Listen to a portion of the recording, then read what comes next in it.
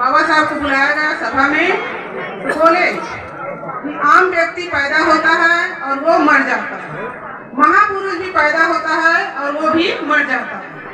जब तक उनके विचारधारा को आप आगे नहीं बढ़ाएंगे तब तक क्या हो जाता है, वो मर जाता है। तो सभी लोग उनके बात को माने कि सही बोल रहे हैं। महापुरुष भी आम व्यक्ति के जैसे पैदा होते हैं, अपने जीवन में संघर्ष करते हैं, आम जनता के लिए संघर्ष करते हैं, समानता लाने का प्रयास करते हैं, लेकिन उनके विचारधारा को अगर उनके अनुयायी नहीं बढ़ाते हैं, प्रचार प्रसार नहीं करते हैं, तो उनके विचारधारा खत्म हो जाती है। तो उस बात को बाबा साहब उस बात को अमेरिका के लोगों ने माना और उस नीचे के लाइन को काट कर उस बात को लिखा कि महापुरुष भी पैदा होते हैं और वो भी मर जाते हैं जब तक उनके विचारधारा को आगे नहीं बढ़ाया जाए। तो इसी बात को जिसे गुरु घासीदास जी का जीवन संघर्ष को हम देखते हैं, तो सम्मानीय अमृता मिलन जी ने कल भी बताया उनके संघर्ष को और आज भी संक्षेप में बताई है। तो गुरु घासीदास का जो आंदोलन था बहुत ही क्रांतिकारी आंदोलन था। उन्होंने आर्थिक आंदोलन चलाए, सामाजिक आंदोलन चलाए और राजनीतिक आंदोलन चलाए, जिसको मिलन मैडम ने बहुत ही अच्छे ढंग से बताए हैं। तो उनके जो आंदोलन था उसको मनुवादियों ने मिटा दिए, उनका प्रचार प्रसार बंद हो गया था, क्योंकि गुरु घासीदास जी का आंदोलन कब से कब तक था, 1820 से 1850 तक था और उसके बाद 1860 तक उनके बेटा राजा बालक दास ने उसको आगे बढ़ाया। उसके बाद 1860 के बाद गुरु घासीदास का संघर्ष था वो क्या हो गया था, पूरी तरह से मिटा दिया गया था और उसको एक आध्यात्मिक पुरुष के रूप में उसको प्रदर्शित करने लगे थे। लेकिन जब बाबा साहब भीमराव अंबेडकर 1930 में गोल्ड सम्मेलन के लिए लंदन गए, तो वहाँ एक बुक उनको पढ़ने के लिए मिला। वो बुक था the Satnami sector. The Satnami sector नामक बुक आर.वी. लुसे नामक जो अंग्रेज लेखक के द्वारा लिखा गया था। वो बुक जब लंदन में मिला तो बाबा साहब बुक पढ़ने के बहुत ही शौकीन थे, उस बुक को पूरी तरह से पढ़े तो पता चला गुरु घासीदास जी के संघर्ष का, आंदोलन का पता चला। वो बेचैन हो गए, अरे हमारे मध्य प्रदेश में इतना बड़ा क्रांतिकारी वीर पैदा हुआ था और उसके आंदोलन को हम भारत के लोग नहीं जान रहे हैं। भले लंदन के लोग जान रहे हैं लेकिन भारत के लोग नहीं जान रहे हैं। वो बहुत बेचैन हो गए कि कौन ऐसे व्यक्ति होगा जिसको मैं बताऊंगी अब, ताकि वो उनका प्रचार प्रसार करेगा।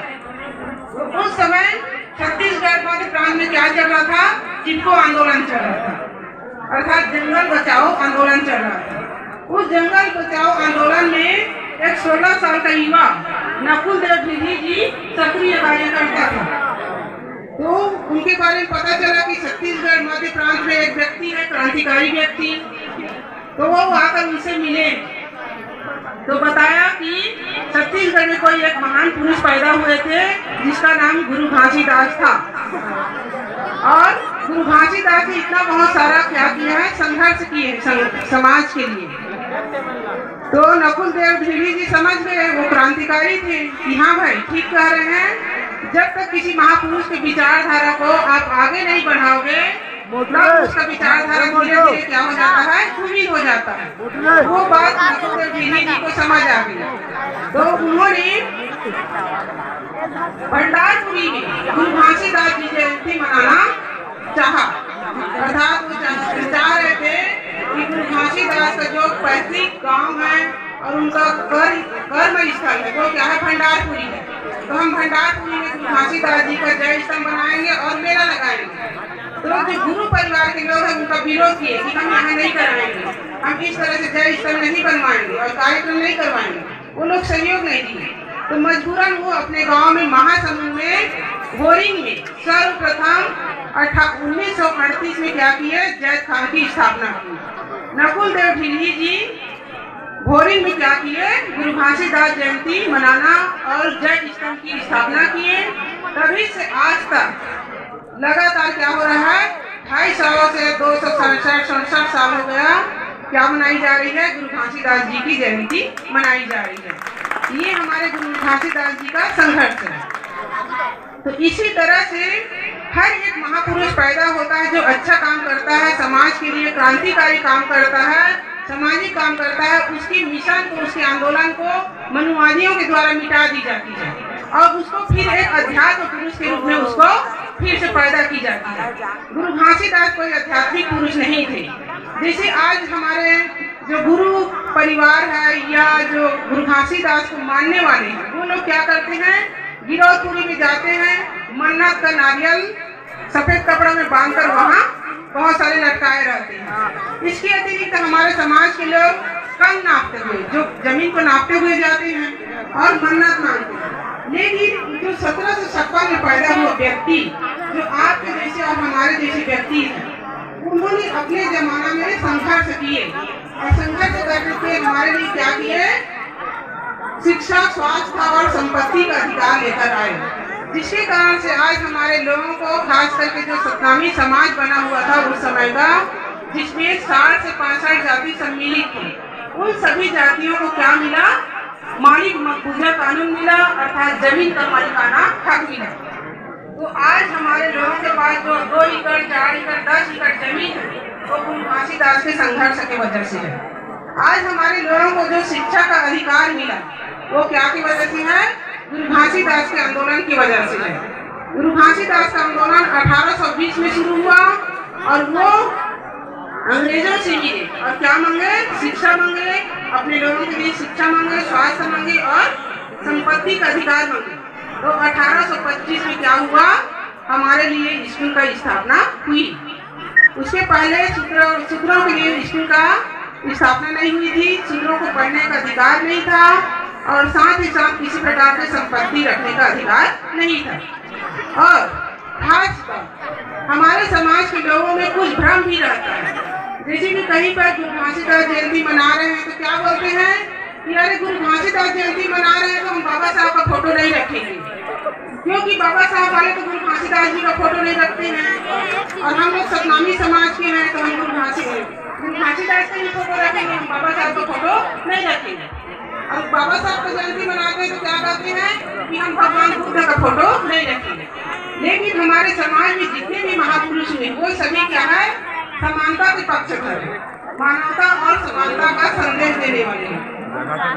तो आज हम घासीदास की जयंती मना रहे हैं, वो बाबा साहब अम्बेडकर की देन है, क्योंकि मनुवादियों ने तो घासीदास को क्या कर दिए थे, मिटा दिए थे, लेकिन बाबा साहब ने उनको क्या किए, फिर से जगाए, फिर से उसको प्रचार प्रसार किए और जयंती के रूप में मनाने का अवसर प्रदान किया। और साथ ही साथ बाबा साहब भीमराव अम्बेडकर ने जब संविधान लिखने का मौका मिला उनको, तो पूरे गुरु घासीदास के विचार को संविधान में सम्मिलित किया है। जिसे गुरु घासीदास का 7 संदेश है, उसमें मुख्य संदेश क्या है, मैंठे मैंठे ला एक बराबर। यहाँ पर भी शब्द का भेद किया गया है, मनुवादियों के द्वारा क्या कर दिया गया है, जैसे कि मैंठे मैंठे ला एक बराबर, उसको मनुवादियों ने क्या लिख दिए हैं, मैंठे मैंठे एक बराबर लिख दिए। एक बराबर का क्या मतलब है, वैसे तो प्रकृति जो है हर एक आदमी को बनावट एक तरह बनाया गया है, वैसी 2 हाथ वैसी 2 पैर है, लेकिन गुरु घासीदास का जो आंदोलन था वो क्या था, मैंठे मैंठे ला एक बराबर का था, अर्थात जो शिक्षा, संपत्ति और संपदा, देश की शासन सत्ता में हर एक आदमी का क्या होना चाहिए, बराबर भागीदारी होनी चाहिए। ये गुरु घासीदास जी का संदेश था, जिनको बाबा साहब अम्बेडकर ने संविधान में क्या लिखा है, समानता का अधिकार लिखा है। जो अनुच्छेद 14 से लेकर के 16 तक में क्या दिया गया है, समानता का अधिकार दिया है, जो गुरु घासीदास जी का संदेश है। जैसे कि समानता के अधिकार में क्या दिया है, विधि के समक्ष समानता का अधिकार, अर्थात कानूनी दृष्टि से भारत का प्रत्येक नागरिक क्या है, एक समान है, एक समान विधि का संरक्षण प्राप्त है। अब एक राष्ट्रपति भी गलती करेगा तो वही सजा उनको भी मिलेगा, एक मजदूर भी जो अपराध करेगा, गलती करेगा तो वही दंड उस मजदूर को भी मिलेगा। ये भारत के संविधान में बाबा साहब गुरु घासीदास जी के विचार को बाबा साहब अम्बेडकर ने संविधान के समानता के अधिकार में रखा है। जैसे दूसरा संदेश है गुरु घासीदास जी का कि पर स्थिति को माता जानना या हल में गाय को नहीं चलाना। गुरु घासीदास का संदेश क्या है कि किसी भी परिस्थिति में गाय को हल में नहीं चलाना। अर्थात उन्होंने क्या दिया है कि महिलाओं का स्वाभिमान को बढ़ाया है, महिलाओं को सम्मान दिया है। और ये सम्मान कहाँ मिलता है? इस सम्मान को बाबा साहब अम्बेडकर ने संविधान में कहाँ रखा है? संविधान के अनुच्छेद 15 में रखा है। जाति, धर्म, लिंग और वंश तथा जन्म स्थान के आधार पर किसी तरह से भेदभाव नहीं किया जाएगा। अर्थात चाहे वो पुरुष हो चाहे महिला हो, भारत के हर एक चीज में क्या है? बराबर का अधिकार है। ये बाबा घासीदास जी के संदेश को बाबा साहब भीमराव अम्बेडकर ने संविधान में वर्णित किया है। इसके अतिरिक्त अनुच्छेद 16 क्या कहता है? अवसर की समानता। अर्थात किसी भी पद में, नौकरी में, चाहे वो पुरुष हो चाहे महिला हो, चाहे किसी भी जाति धर्म का हो या कहीं पर भी रखने वाला हो, हर एक नौकरी में क्या है? समानता का अधिकार है। ये बाबा साहब अम्बेडकर ने गुरु घासीदास जी का विचार को सम्मिलित किया है। इसके अतिरिक्त मेंढे मेंढेरा एक समान अर्थात और जात पात के प्रपंच में नहीं फंसे। गुरु घासीदास का संदेश क्या है कि जाति पाति के प्रपंच में हमको नहीं फंसना। ये उनका तीसरा संदेश है। तो उसको बाबा साहब ने क्या किया है? अनुच्छेद 17 में रखा है। अस्पृश्यता का अंत अर्थात छुआछूत का अंत किया गया है कि कोई भी व्यक्ति छुआछूत भेदभाव नहीं करेगा और अगर इस तरह से व्यवहार करता है तो क्या है? ये दंडनीय अपराध है, उसके लिए दंड की व्यवस्था की गई है। ये हमारे संविधान के अनुच्छेद 17 में दिया गया है। उसी तरह से गुरु घासीदास जी का और संदेश क्या है? रोटी, कपड़ा और मकान ये तीनों सतलोक में सब। गुरु घासीदास जी का ये संदेश है। उसी को बाबा साहब अम्बेडकर ने अनुच्छेद 39 में क्या कहा है कि प्रत्येक नागरिक के लिए जीविका का पर्याप्त संसाधन उपलब्ध कराना सरकार की जिम्मेदारी है। अर्थात हर एक व्यक्ति को रोटी, कपड़ा और मकान दिलाना क्या है? सरकार की जिम्मेदारी है। ये हमारे भारतीय संविधान में लिखा है। लेकिन हमारे लोग हैं, वो लोग क्या समझते हैं? अरे ये शासन में बैठा है ये सरकार, ये दे रही है, अगर वो सरकार आएगी तो ये वो और देगी। चाहे शासन सत्ता में कोई भी बैठे, संविधान में लिखा है उसका कुछ न कुछ पालन करेगा तभी वो शासन सत्ता में रह सकता है। इसलिए रोटी, कपड़ा और मकान की व्यवस्था कौन करता है? सरकार करती है। और ये संदेश गुरु घासीदास जी ने भी दिया है और बाबा साहब ने उसको संविधान में लिखा है, इसीलिए दिया गया है। इसके अतिरिक्त क्या कहा है कि जो रूढ़िवादी परंपरा को क्या करना है? खत्म करना है। मूर्ति पूजा का खंडन किया। गुरु घासीदास जी ने क्या किया है? मूर्ति पूजा का खंडन किया है। मंदिरों में का करे जाइबो अपन घट के देवी देवाला मनाई नहीं। इसको भी बाबा गुरु घासीदास का जो संदेश है उसको बाबा साहब अम्बेडकर ने कहाँ पर रखा है? अनुच्छेद 13 में रखा है। अनुच्छेद 13 क्या कहता है कि संविधान लागू होने के पूर्व जितने भी रीति रिवाज, परंपराएं, रूढ़िवादी, पाखंड, अंधविश्वास वो सभी क्या हो गया है? शून्य हो गए हैं। उसके बाद भी हमारे लोग क्या कर रहे हैं? उसको मानने के लिए तत्पर है। हम गुरु घासीदास जी को मानते हैं, बाबा साहब को भी मानते हैं, गौतम बुद्ध को भी मानते हैं, लेकिन उनके विचारधारा को मानने के लिए तैयार नहीं। सिर्फ हम उन सभी महापुरुषों को क्या करते हैं? देवता के रूप में, भगवान के रूप में मन्नत मांगने के लिए मांगते हैं, लेकिन उसकी विचारधारा को हम नहीं मानते। उन महापुरुषों ने क्या दिया है? विचार दिया कि आप विचारधारा में चलो, आप सही रास्ता में चलो। गौतम बुद्ध ने कहा है कि मैं मुक्तिदाता नहीं हूँ बल्कि क्या हूँ? मार्गदाता हूँ, मैं रास्ता बता सकता हूँ। जैसे कि हमारे 35 करोड़ देवी देवता क्या कहते हैं कि मैं मुक्तिदाता हूँ, मैं आपको भगवान के पास पहुँचाऊंगा, मैं मोक्ष करूंगा। उनके जो दूत है वो लोग बोलते हैं, जो अपने आप को दूत मानते हैं वो लोग। लेकिन हमारे जो महापुरुष है, बहुजन महापुरुष है, वो कभी नहीं बोले हैं कि मैं मुक्तिदाता हूँ, बल्कि क्या बोले हैं कि मैं मार्गदाता हूँ। जैसे कि रविदास जी ने क्या बोला है? ऐसे चाहूँ राज मैं जहां सबों को मिले अन्न, छोटन बड़न सब सम बसे, रविदास जी रहे प्रसन्न। अर्थात रविदास जी भी क्या थे? समानता के पक्षधर थे। इसके अतिरिक्त कबीरदास जी ने क्या बोले हैं? पत्थर पूजे से प्रभु मिले तो मैं पूजाऊं पहाड़, इससे भली तो चक्की है जिससे पीस खाए संसार।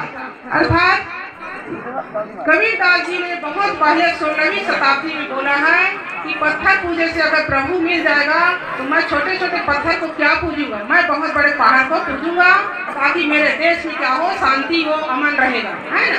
तो इस तरह से अपने वाणी से, अपने विचारों से हमारे महापुरुषों ने क्या दिया है, समानता का संदेश दिए हैं।